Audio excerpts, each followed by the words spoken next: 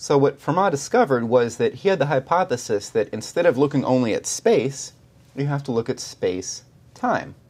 You have to consider the fact that light takes time to move. It doesn't move on graph paper, it moves in the real world, which isn't a world of rulers and graph paper, it's a world of physics and of reality. So with this idea, Fermat was able to do some calculations, calculate exactly how the angles would work out when light bends, going from air into water or anything else. And he was really surprised that he got the exact same formula that Descartes did.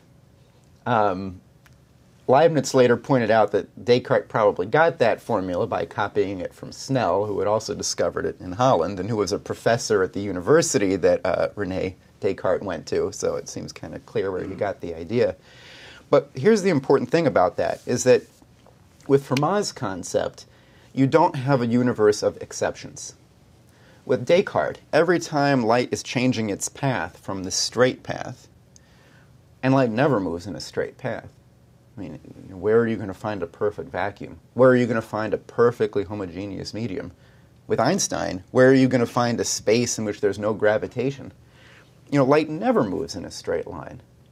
So while Descartes would have to constantly adjust the path of light with a bunch of tennis rackets, Fermat's got one concept of least time that makes all of the exceptions, the places where it bends, they're actually not exceptions at all.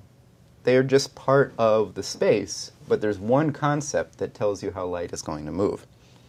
Now that's really important for economics, that if you are trying to build up an economy out of a bunch of pieces, you know, the way Adam Smith would, the way he says that God is so wonderful, says Adam Smith. God's so wonderful that he worries about the big questions, and as long as we just try to satisfy thirst and pleasure and our sexual instincts and avoid pain, God will take care of everything else, and these instincts of ours will arrive at beneficent ends that we were unable to know in advance. That's Smith's idea. Your inclinations at the present, somehow when you put them together, will cause a wonderful outcome. That's silly. It's not an economic theory. It's a political theory about how he wants people to behave. And it's also somewhat telling the kinds of pleasures he considered in his list. Yes. You know, the pleasure of doing good, the pleasure of discovery. That wasn't one of the ones he listed. That apparently that wasn't as fun for him as eating and having sex. So, you know, you can see his priorities. So just like Fermat has got a concept, one concept that tells you what light does based on the future, based on the concept of least time, so in an economy, with the credit system, with specific programs like NWAPA, we've got a future that we want to achieve, and we figure out how we're going to get to it. And doing that is not sacrilege. You're not offending the gods of economics if you say that we are going to try to plan out the future. No matter what a free marketer or a Jehovah's Witness tells you, you can successfully do that. So just one more thing on potential that, you know, in this paper, Mr. LaRouche, you had said, and this I found it very helpful when we were organizing at the time, that, I'm not going to find the quote here, that you developed how the potential, you developed the field and the concept of potential, and that in outsourcing, for example, because this was written during the big automotive shutdown, when you outsource, let's say you take a factory and you move all the machine tools to another part of the world, where overall the infrastructure is in worse condition, energy costs more to create due to using lower technologies, the transportation is not as good, etc., that even if the factory has the exact same machinery in it, it's still less productive because of the potential that it exists in. And that the goal of infrastructure and of scientific development is to change the potential of the entire economy.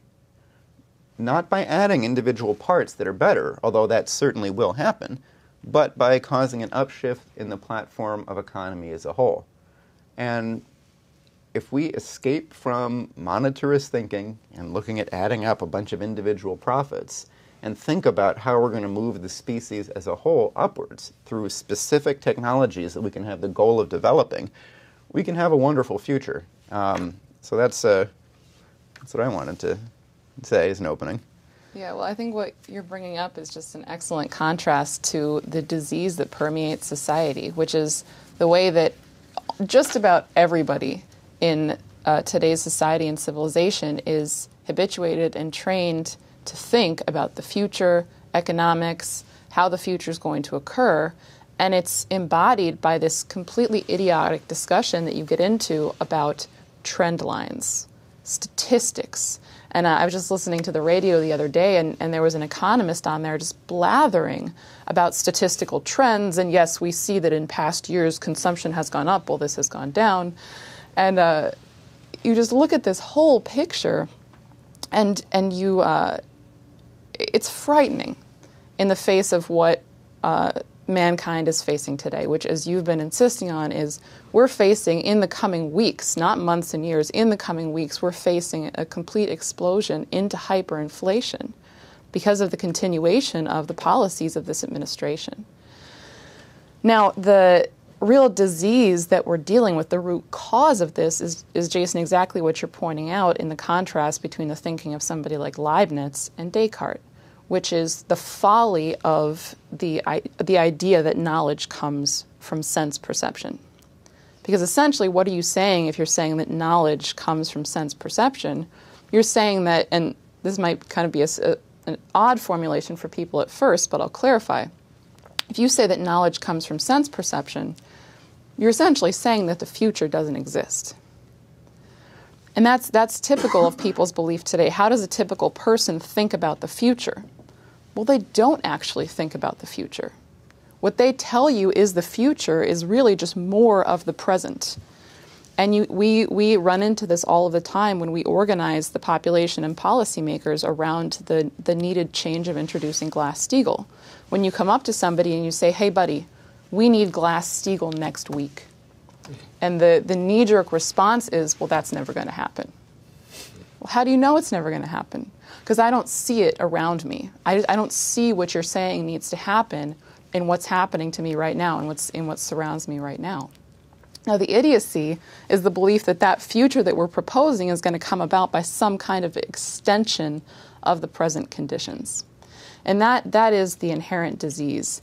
And if we take even the beginnings of a really scientific instead of a habituated approach to this thing, we see that that's completely untrue. That is not how the universe operates. That's not how the human mind and the human species actually operates. So the difference between the animal and the human being lies exactly in that question of what we call creativity. For example, just take Bach is the perfect example, preludes and fugues, of exactly this principle. Because the very idea of the fugue per se is exactly that. That therefore you have a lawful relationship of your accountability for the note that preceded the note you're sounding. So the point is you say, if I want to reach this, a goal, an intention, an innovation in the course of history, I've got to consider what is going to precede arriving at this particular destination you're thinking about. So therefore, what you can do, which is exactly the period of the fugue. That's exactly the way the fugue is done. You have to have two or series of alternative voices, as if eternal voices. They're all people, but they have this common law. They accept this common law, which is called the principle of the future. And everything that they set one against the other must take into account what is consistent with the intention you're trying to reach. And so the point you reach is a point of maximum satisfaction, which is experienced with great intensity in the proximate notes or expressions just before that. Because that's the thing which you're going on. You're looking at the proximate future or the proximate past with respect to the future. And that's what governs you. And that's the principle of this. Human beings have the power of creativity, but they don't have power of creativity unless they respect that principle. Because if they don't accept that principle, they're going to condition their behavior on the sense of the consistent. They're going to go for consistency, that there are laws of the past, and you must obey the laws of the past as you enter into the future. And that's why people become stupid. They become bestial. Because all animals behave like that. They behave like bestial creatures. They can be highly amused, playful, and so forth in terms of the past. They discover the past. They discover somebody else's past. They adopt somebody else's past as behavior. That becomes to rule them. They speak a certain language. Why do they speak that language? There are all kinds of utterances can be made with the use of language. But what you've done is you've predetermined a standard for expression of ideas. Now, then you have two kinds of people. People who go by a predetermined standard, who recite the same hymn on the same day every year, and in the same way. And whether what the child or the male adult or the female adult, they're all the same. They're all trapped in this habit. And the typical condition of mankind is told, don't make any changes from what we have conditioned you to accept as a precondition. You must fit preconditions. Now, on the other hand, that's not human. That's bestial. That is not human. It's bestial. And the truth lies in the willingness to change the future. And it's when you move to change the future that you call the whole system into question. Now you have to see what the antecedents are which led into your choice of the future. Now what you have is a society which is more or less stupid. Therefore they like tradition. Now tradition has a couple of different alternate meanings depending on what you intend to mean by it. But for human society in general, progress means that you're solving a problem. You're escaping from the consequences of old age. And that's the way this thing works. And there's no other way. Mankind is unique, insofar as we know, as creative. And it means that when you think about a future alternative, you think about the consequences in the future of that alternative. Now you must find the route which leads to what you believe before what you're trying to get to here. It's that simple. This issue is not pleasure as such. It's a species characteristic of necessity. It's an intrinsic characteristic of the human species that it be enabled to realize its aptitude for the future. And that's what's lacking. And it's the desire for the future, which is not being the present. The desire that the next generation that people are breeding is going to be better than the generation of the parents and of the grandparents and so forth. That desire, that is you see how it happened. The great Nicholas of Cusa, his period, the implications of his accomplishment. Then you go into what? You have the Great Peace in Westphalia. And what happened? Boom! A great wave of progress, which was then, boom, counter-motions against it. And therefore, this is not merely a choice. It's not merely a potentiality as such, the potentiality which has to be realized. And morality and beauty, sense of beauty, joy, everything is all locked into that. There is no beauty, no joy, except in these terms of reference. And there is no human species for much longer, unless we get back to that.